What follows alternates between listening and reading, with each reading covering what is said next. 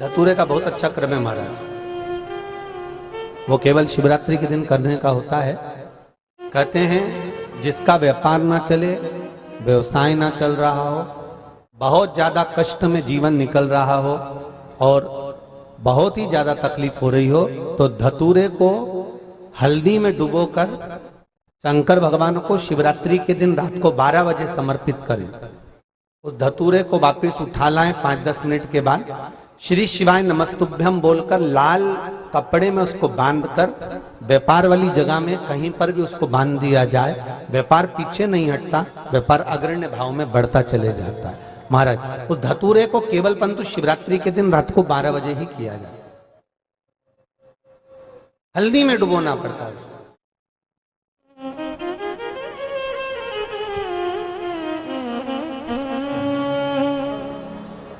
यही प्रमाण एक क्रम में और है महाराज जी। लिंग पुराण कहती है, मान लो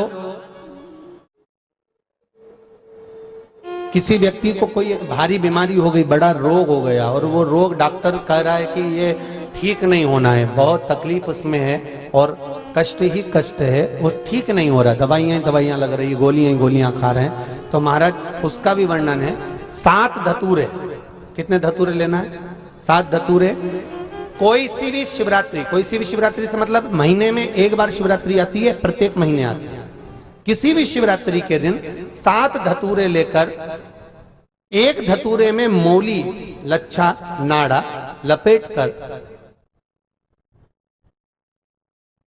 चंद्रमौली भगवान का स्मरण कर उस मौली को लपेटकर 6 धतूरे में हल्दी लगाकर शंकर भगवान की जो जलाधारी है, जलाधारी में आपको पहले भी वर्णन किया है,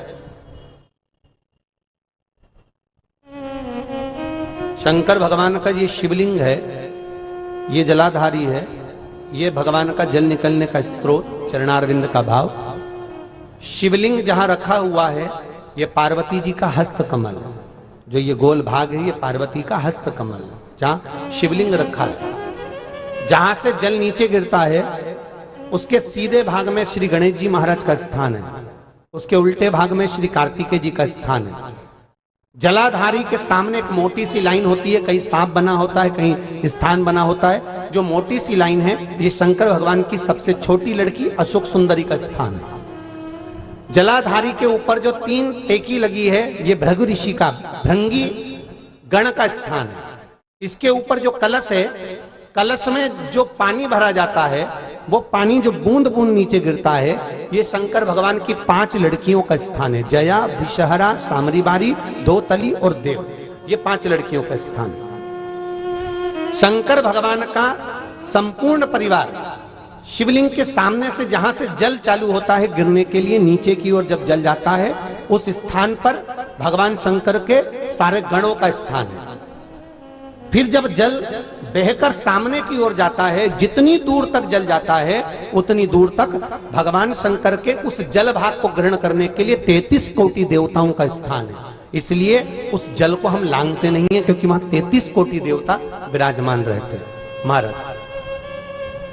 तो जो बीमारी डॉक्टर ने बता दी और बहुत बड़ा रोग हो गया और शरीर में कष्ट है, ठीक नहीं हो रहा, चाहे लीवर से जुड़ा हो, चाहे किडनी से जुड़ा हो, चाहे कैंसर से जुड़ा हो, और मान लो शरीर में कहीं गांठ भी हो गई है और वो मिटी नहीं रही हो, तो महाराज निवेदन है 7 धतूरे, एक धतूरे पर मौली लपेटकर वो शंकर जी के शिवलिंग के ऊपर चढ़ाना। 6 धतूरे, उसमें से एक धतूरा भगवान श्री गणेश जी का स्थान, दूसरा धतूरा श्री कार्तिकेय जी का स्थान, तीसरा धतूरा अशोक सुंदरी का स्थान। महाराज शंकर भगवान की जगदम्बा जी के हस्त कमल के ऊपर एक धतूरा, 5, एक धतूरा जहां से जल नीचे की ओर बहकर जा रहा हो, पानी जिस जगह से नीचे गिर रहा हो बिल्कुल वहीं पर एक धतूरा चढ़ा देना है। उस धतूरे को चढ़ाने के बाद वो धतूरा वापिस लेकर आना है।